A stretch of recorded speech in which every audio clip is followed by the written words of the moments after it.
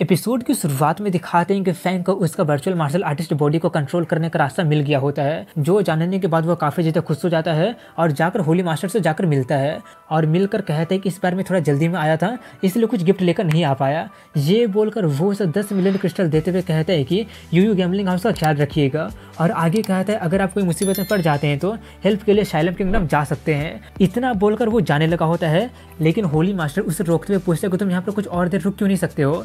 Fang वहाँ से जाते हुए कहता है मुझे भी बहुत ही काम है। ये बोलकर वो चला जाता है और जाते हुए वो उससे होंगमेंग रियलम का पावर डिस्ट्रीब्यूशन के बारे में पूछ लेता है। लिन हुई बताता है कि वहाँ पर 3 इमोर्टल, 4 पैलेस, 8 फैमिली और 10 एम्परर है। वो सुनकर फैंग पूछता है तो क्या इसका मतलब अगर हम लोग श्वांतियन पैलेस को 3 इमोर्टल, 8 फैमिली और 10 एम्परर से कंपेयर करते हैं तो सबसे स्ट्रॉन्ग और सबसे वीक कौन होगा। वो बताते हैं कि 10 एम्परर थोड़ा सा कमजोर है, लेकिन किसी को भी उनका बैकग्राउंड के बारे में नहीं पता है, इसलिए कोई भी आसानी से उनके अगेंस्ट वॉर नहीं कर देता है। हालांकि जितना भी ताकतवर लोग उन्हें प्रोवोक करने की कोशिश किया है वो लोग बच नहीं पाए हैं। उसकी बातें सुनकर फैंग सोचता है कि यान किंग का फैमिली भी जरूर 8 फैमिली में से एक होगा। ये सोचकर वो उससे दूसरा क्वेश्चन पूछता है कि बारबेरियन ट्राइब काफी जितना पावरफुल है और वहाँ पर भी 5 नोबल ट्राइब भी है, लेकिन फिर भी वो हमारे ह्यूमन सेंचुरी जितना लार्ज क्यों नहीं है। लिन हुई आगे बढ़ते हुए बताता है मैंने सुना है कि उनका एक वीकनेस है और उसी वीकनेस के कारण इंसान इस कॉन्टिनेंट का रूलर है। तभी उन दोनों को 2 बारबेरियन रोकते हुए कहते हैं कि हमारा बारबेरियन टेरिटरी में ट्रीस पास करने का आखिर तुम्हारी हिम्मत कैसे हो गया। फैंग उनसे कहते हैं कि मैं यहाँ पर अपने ब्रदर यून हाउ से मिलने के लिए आया हूँ, उससे जाकर कह दो कि फैंग हाउ उससे मिलने के लिए आया है। उसकी बातें सुनकर एक बारबेरियन उस पर हमला करते हुए कहता है कि अगर तुम उससे मिलना चाहते हो तो तुम्हें पहले मेरे पंच को ब्लॉक करना होगा। फैंग उसका पंच को डॉज करते हुए पूछते कि ये तुम क्या कर रहे हो।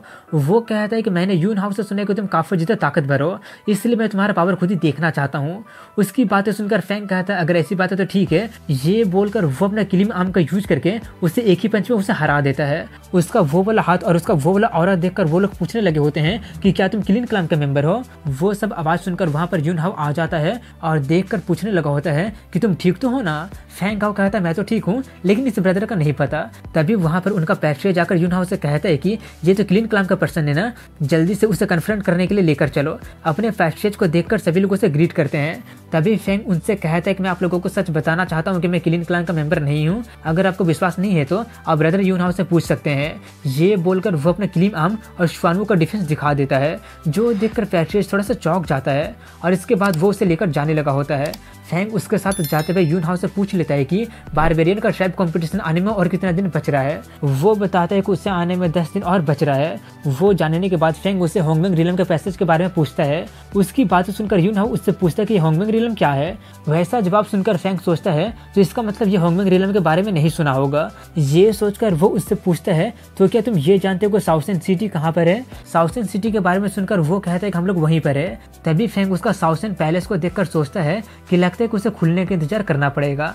इसके 10 दिन बाद का सीन दिखाया जाता है, जहां पर यून हाउ उसे लेकर जाते हुए कहते हैं कि कंपटीशन के कारण सभी लोग काफी ज्यादा एक्साइटेड हो गए हैं और अपना बीस्ट गॉड टेंपल की तरफ इशारा करते हुए कहता है कि वो हमारा बारबेरियन साउथर्न पैलेस है। उस टेंपल पर 5 सेक्रेड बीस्ट का स्टैचू होता है। उसे देखकर फैंग सोचते हैं कि उन 5 में से 3 का पावर मुझे मिल गया है और अब सिर्फ फिनिक्स और व्हाइट टाइगर ही सिर्फ बच रहा है। तभी उनका टेंपल का दरवाजा खुलता है और अंदर में एक बहुत ही बड़ा स्टैचू होता है, जो देखकर फैंग उसके बारे में पूछ लेता है। यून हाउ बताते हैं कि वो हमारा बारबेरियन ट्राइब का बीस्ट गॉड है।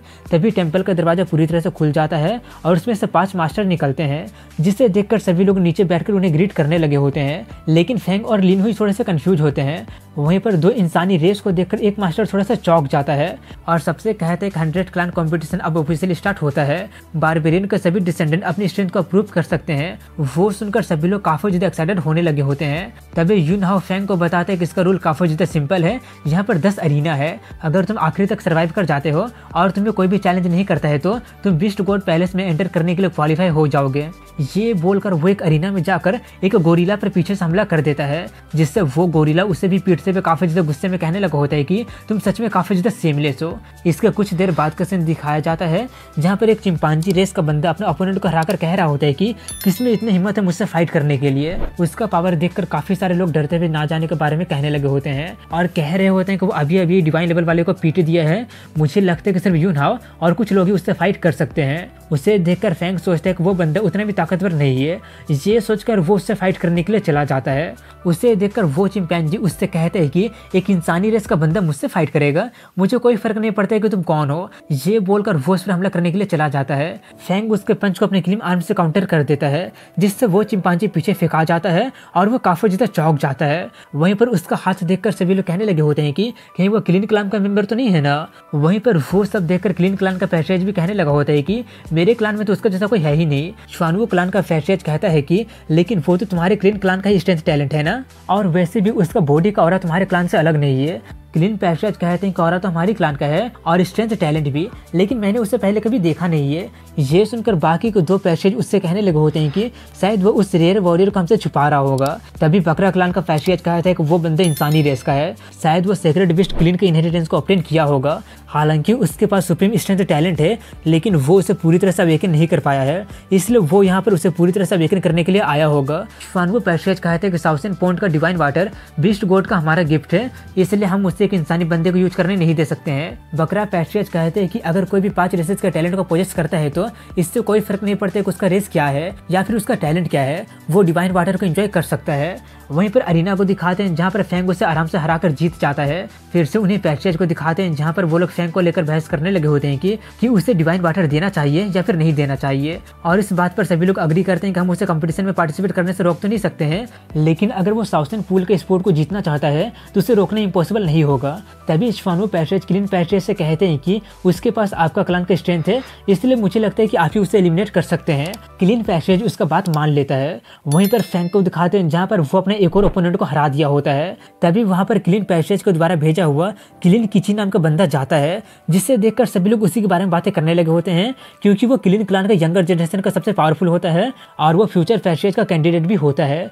वहीं पर उसे देखकर फैंग सोचने लगा होता है कि उसका बॉडी का पावर काफी ज्यादा स्ट्रॉन्ग लग रहा है, लगता है कि ये टफ बैटल होने वाला है।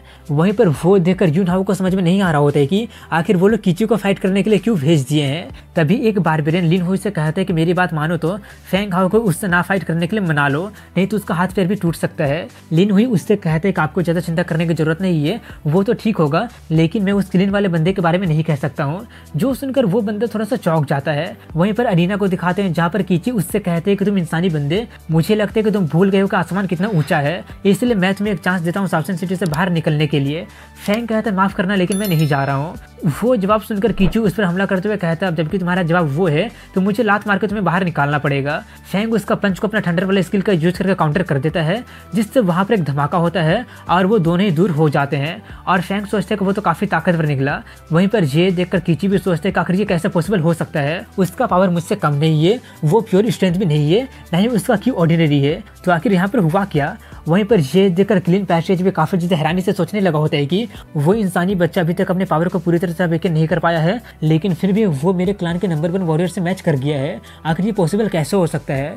वहीं पर कीची को दिखाते हैं जहाँ पर अब वो अपना असली पावर को दिखाते हुए कहता है कि तुम ज्यादा एक्साइटेड मत हो, अब मैं तुम्हें अपना असली पावर दिखाता हूँ। वो देखकर फैंग कहता है कि मैं इसी तरह का फाइट की उम्मीद तो कर रहा था। ये बोलकर वो अपने स्काई मुद्रा वाले स्किल का यूज करके उस पर हमला करने के लिए चला जाता है। वो देखकर कीची भी उस पर अटैक कर देता है।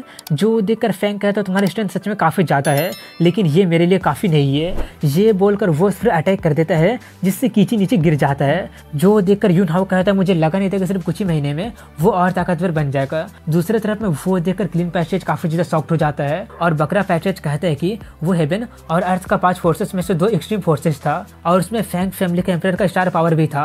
वो सुनकर वो सभी लोग काफी ज्यादा हैरानी से कहने लगे होते हैं तो क्या वो फैंग फैमिली से बिलोंग करता है। दूसरा बंदा कहता है कि शायद उसका नाम फैंग हाओ है। तभी अपनी बात को जारी रखते हुए बकरा पैसेज कहता है कि कहीं ये वही फैंग हाओ तो नहीं है ना, जो कि इंपेरियल सिटी का ग्रैंड कंपटीशन में सन गॉड बॉडी का काम तमाम कर दिया था और होंगमिंग रिलम वाले लोगों के विरुद्ध भी फाइट किया था। मुझे लगता है कि उसका जैसा पर्सन साउथर्न सिटी का मेंबर बनने के लिए सूटेड होगा और उसका जैसा टैलेंटेड बंदे से दोस्ती करना बुरा भी नहीं होगा।